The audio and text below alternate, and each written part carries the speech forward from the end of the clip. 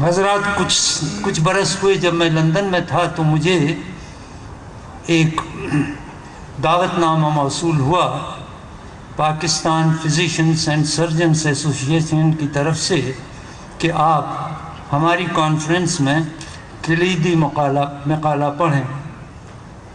تو اس کا صرف 2 پیراگراف آپ کو پڑھ کے سناتا ہوں. وہ بہت طویل تھا, کوئی 15-20 صفحے کا. تو میں نے بہت سوچا دن بھر کے تھکے ہارے ڈاکٹروں سے کس موضوع پر بات کی جائے, اس لیے کہ یہ پہلا موقع تھا کہ کپڑے اتارے بغیر ڈاکٹروں سے مخاطب تھا. کچھ سمجھ میں نہ آیا. میڈیکل سائنس سے میری واقفیت ان امراض تک محدود ہے جن میں مبتلا رہا ہوں, جو میرا دل دہلانے کے لیے بہت کافی ہے, میری آرزو سے کمتر, میری تاب سے زیادہ. حضرات, میں ہر قسم کے درد میں مبتلا رہ چکا ہوں سوائے زچگی کے درد کے, اور وہ میری شرعی مجبوری ہے.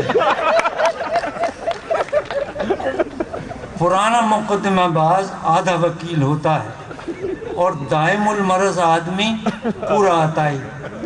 بیالوجی بھی کبھی میرا مضمون نہیں رہا. میرا تعلق تو اس بھولی بھالی نسل سے ہے جو خلوص دل سے سمجھتی ہے کہ بچے صرف بزرگوں کی دعا سے پیدا ہو جاتے ہیں. یہ نسل اپنے کرتوت کو بزرگوں کی کرامت سمجھتی ہے اور کثرت آبادی سے پیدا شدہ مسائل کو نعوذ باللہ فضل الہی سے منسوب کرتی ہے. اس زمانے میں فلموں تک میں یہ حال تھا کہ اول تو بوس و کنار کی منزل آتی ہی نہیں تھی, لیکن اگر پبلک کے تقاضے سے کوئی نازک مقام آ ہی جائے تو وہیں سین کاٹ کر اسکرین پر سفید کبوتروں کا ایک جوڑا دکھا دیا جاتا ہے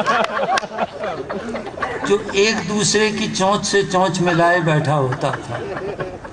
صاحبو, ہماری ساری نسل ان 2 کبوتروں کے سائے میں پل کر جوان ہوئی. لندن میں جہاں میں 10 سال سے مقیم ہوں, فلم یا ٹی وی پر رات گئے کوئی ایسا ویسا سین دکھاتے ہیں تو بہت غصہ آتا ہے کہ یہ ہمارے زمانے میں کیوں نہیں دکھایا گیا.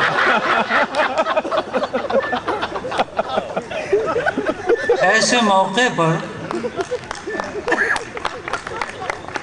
موقع پر اپنی طرف کے بھولے کبوتر بری طرح یاد آتے ہیں. ان انگریزوں کو تو ڈھنگ سے محبت کرنا بھی نہیں آتا, پیار اور فرسٹ ایڈ میں تمیز نہیں کر سکتے. ایسا لگتا ہے جیسے ماؤتھ ٹو ماؤتھ ریسسیٹیشن دے رہے ہیں. ہمارے ہاں تو اس طرح صرف تخمی آم چوسے جاتے ہیں.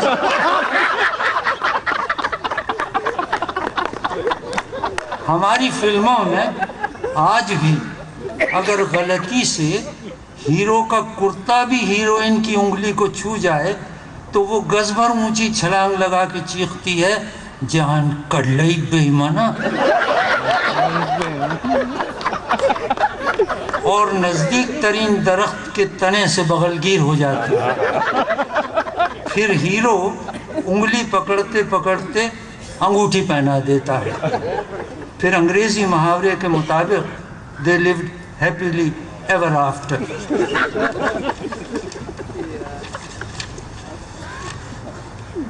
یہاں خاصی سردی ہے اس صاحبان کے نیچے, پتہ نہیں آپ کا کیا حل ہو رہا ہوگا.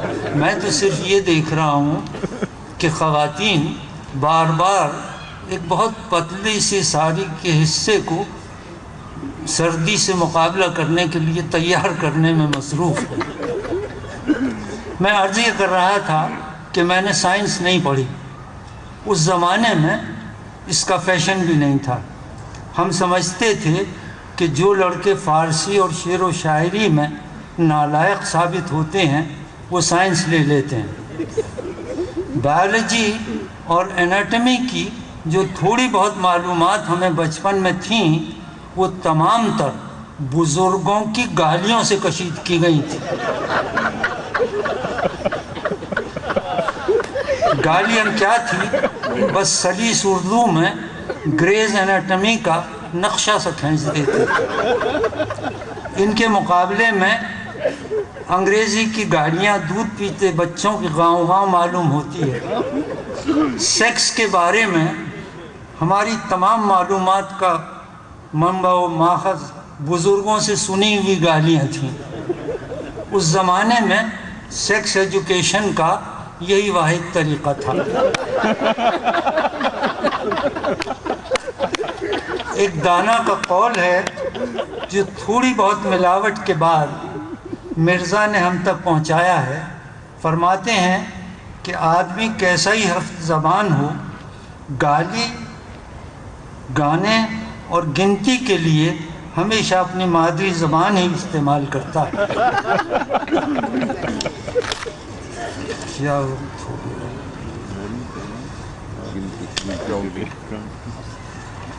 حضرات، آج کل میڈیا کے بارے میں بہت کچھ تنقید ہوتی ہے کہ میڈیا بہت آزاد ہو گیا ہے اور بعض اوقات غیر ذمہ داری کی باتیں بھی کرتا ہے۔ اس پر میں نے آج سے کوئی 23 سال پہلے لکھا تھا کہ پریس کے باب میں، خواہ وہ گٹر پریس ہو یا غیر گٹر پریس، ایک بات گوش گزار کرتا چلوں، یہ مضمون میں نے اسلام آباد میں پڑھا تھا۔ ہم اور ہمارا پریس ماضی میں اتنی سخت زبان بندی اور قدغن کے عادی رہے ہیں کہ جب ذرا سی آزادی ملتی ہے تو رسمی قیود کو بار بار توڑ کر اور ایک دوسرے کی چٹکی لے کر ہم ٹیسٹ کرتے ہیں کہ کیا ہم واقعی آزاد ہیں۔ جو بچہ پہلے کھڑا ہونا اور چلنا سیکھتا ہے وہ اتنا ایکسائٹڈ یعنی جوش میں بھرا ہوتا ہے کہ جو کام بیٹھ کے کرنے کا ہوتا ہے اسے بھی کھڑے کھڑے ہی انجام دے دیتا ہے۔